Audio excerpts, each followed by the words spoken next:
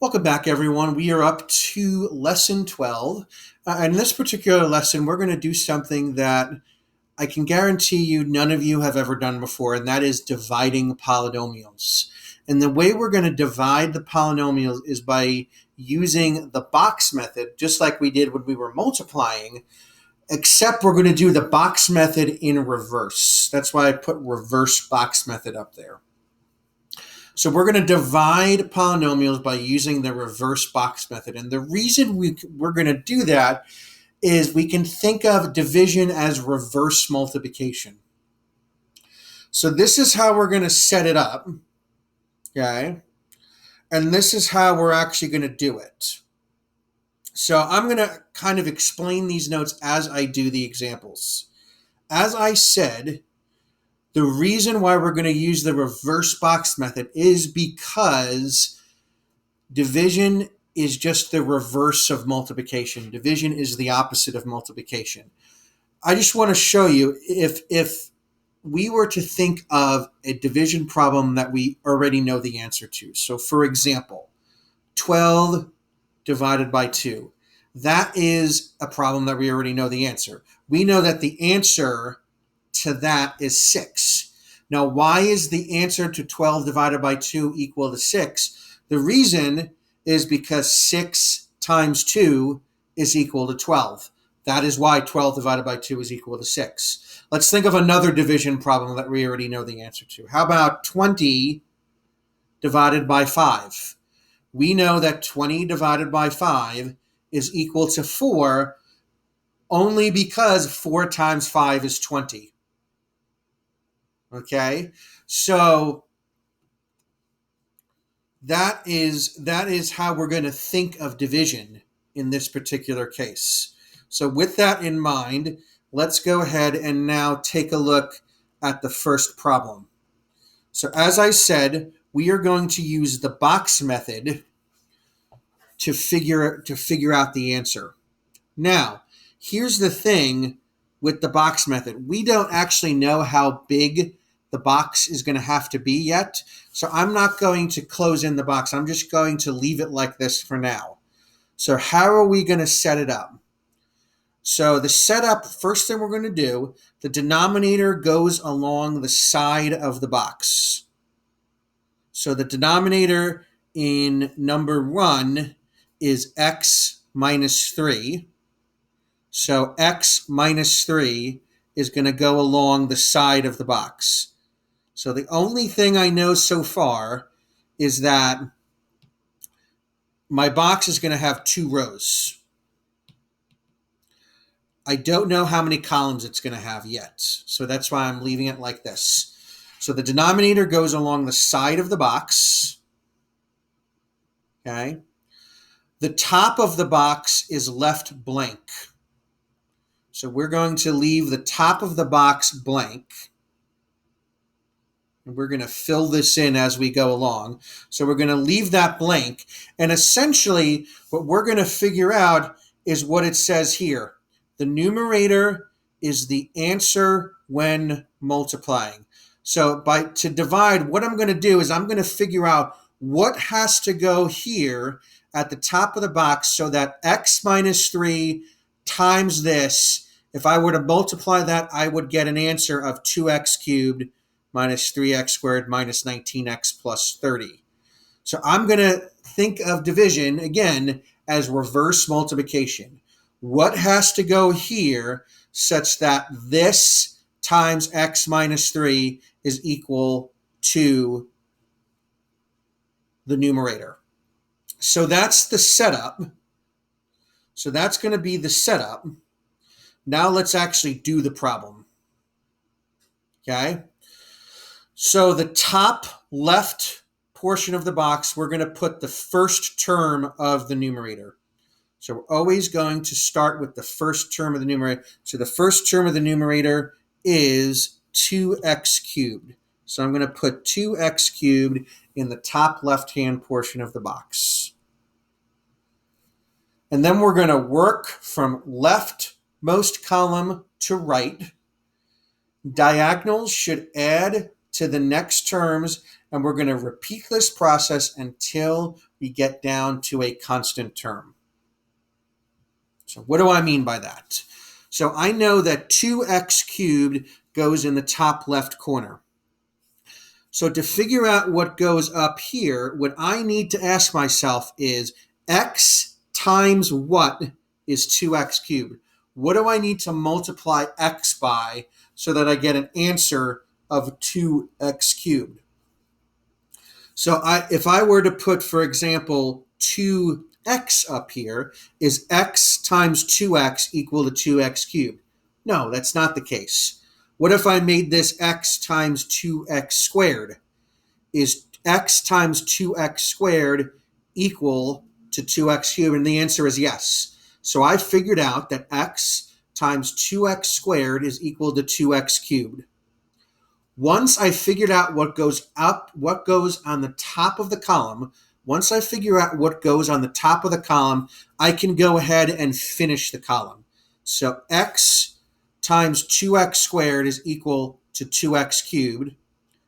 Negative 3 times 2x squared is going to be equal to negative 6x squared. So I have gone ahead and I've done the first column. Okay. Now I'm going to move on to the second column. And to move on to the second column, we're going to do that thing where it says the diagonals should add up to the next term.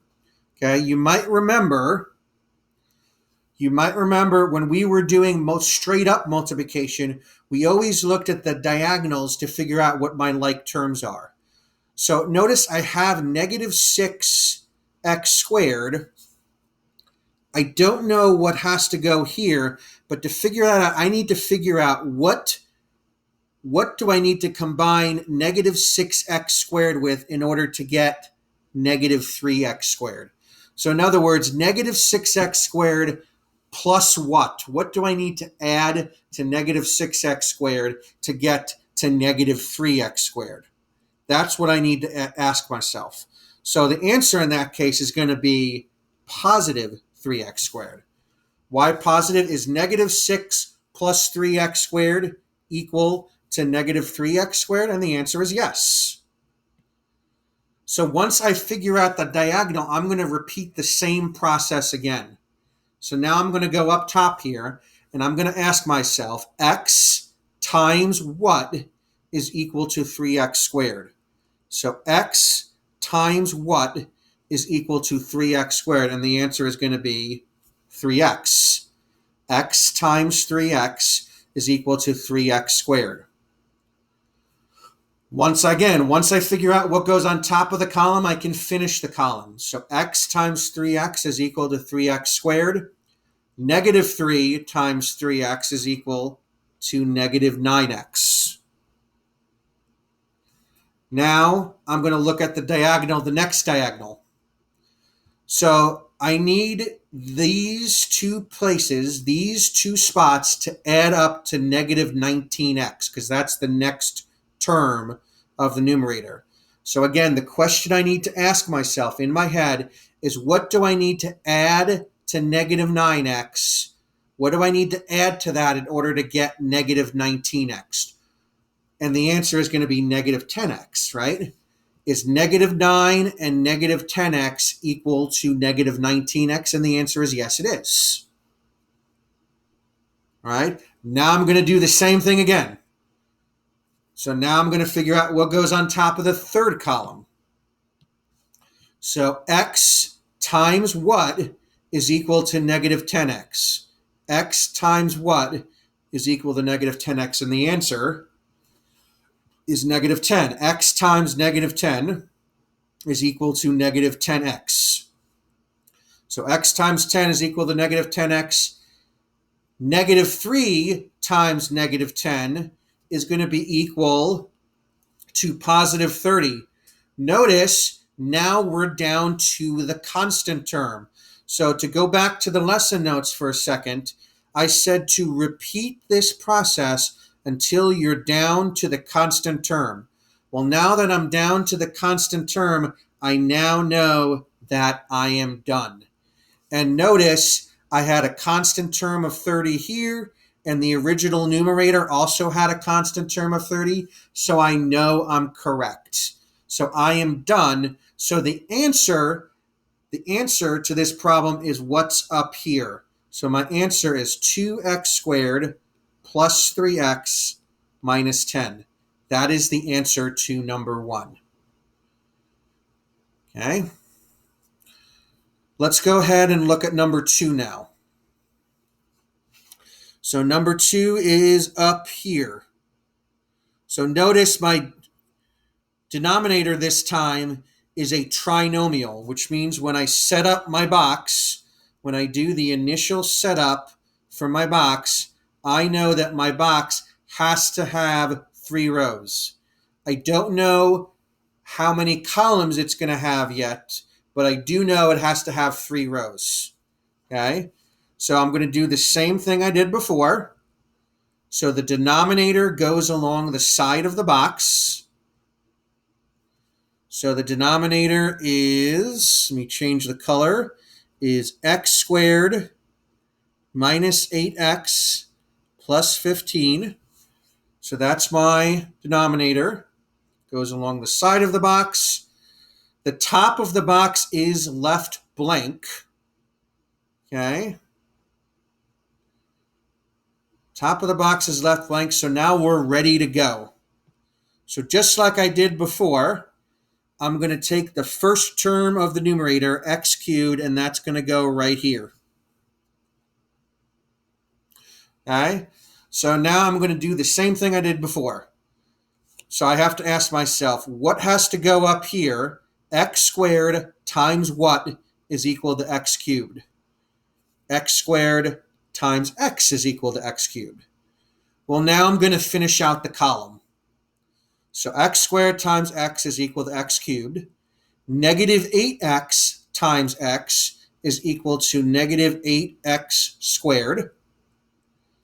And 15 times x is equal to 15x. Okay, so I did the first column. Now I'm going to look at this diagonal. So let's look at the next term. My next term of the numerator is negative 9x squared. So I need to ask myself, what do I need to add to negative 8x squared in order to get negative 9x squared?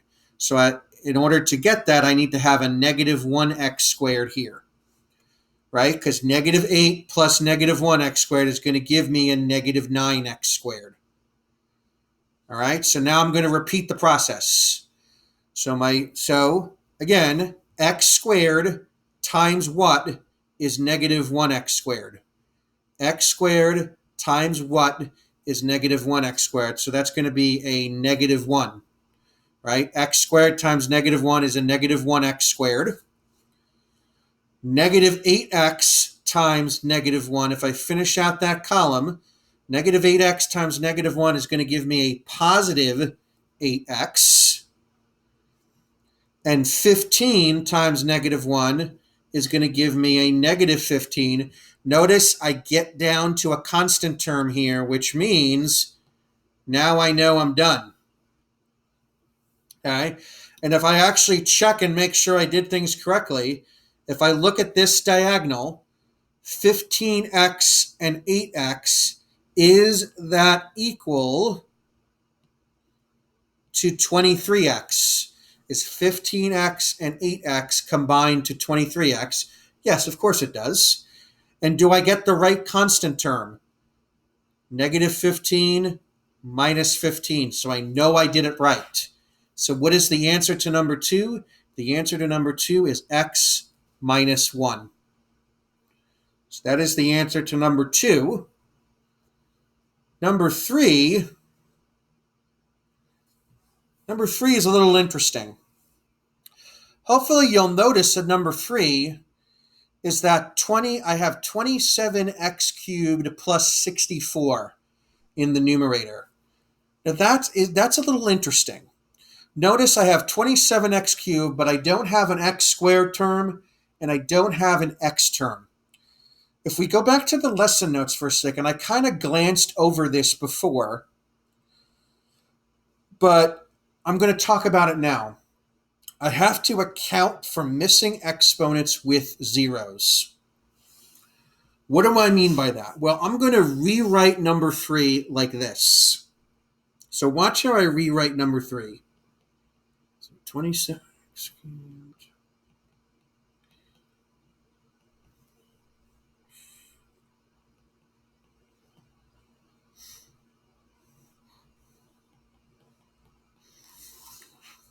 So look at how I rewrote. Notice the denominator stayed the same, 3x plus 4.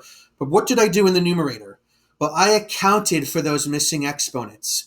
So I was missing an x squared term and I was missing an x term.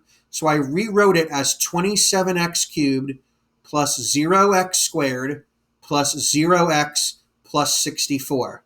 So this is really important. When you divide, you have, if there are any missing exponents, you have to account for them with zeros. You have to account for them with zeros. Once I rewrite it, I can now go ahead and set up the reverse box method. So let's go ahead and do that now. So remember, I put the denominator goes along the side.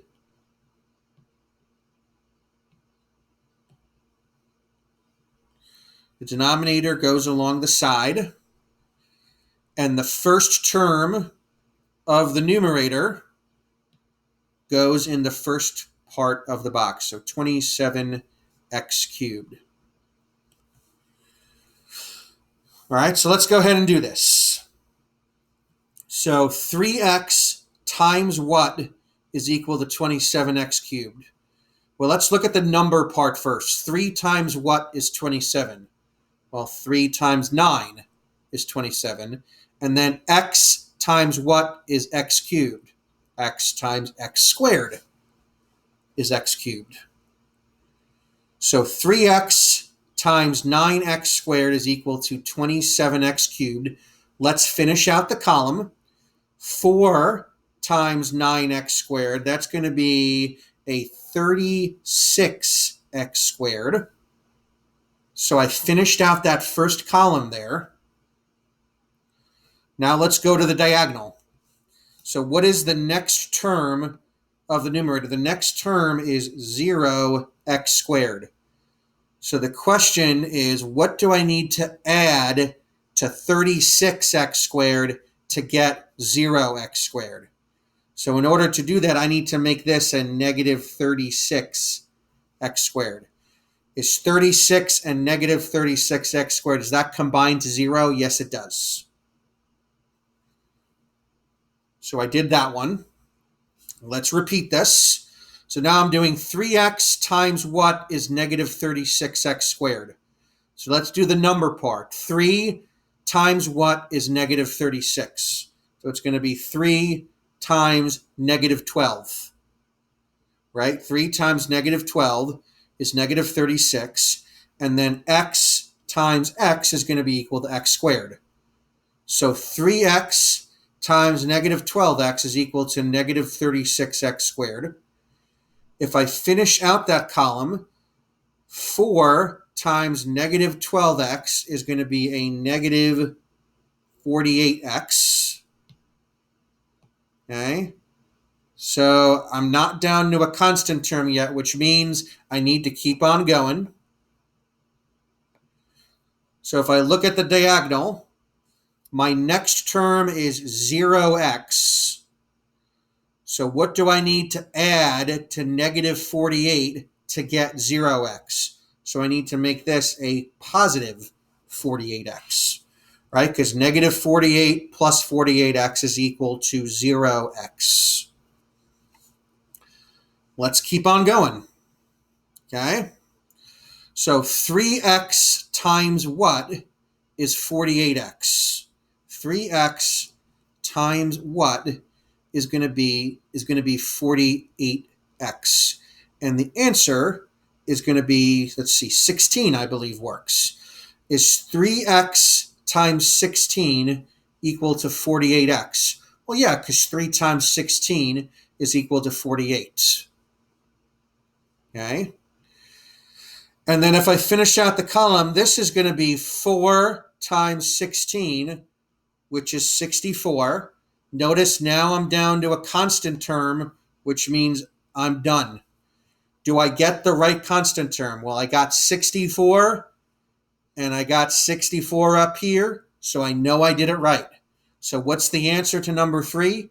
The answer is 9x squared minus 12x plus 16. 9x squared minus 12x plus 16.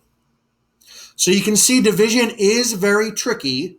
It's something new, but once you get the hang of it, I think it'll start becoming more simple for you.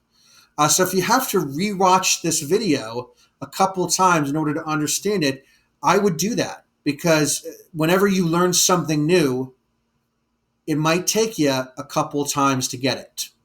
Okay? So that is it for this lesson.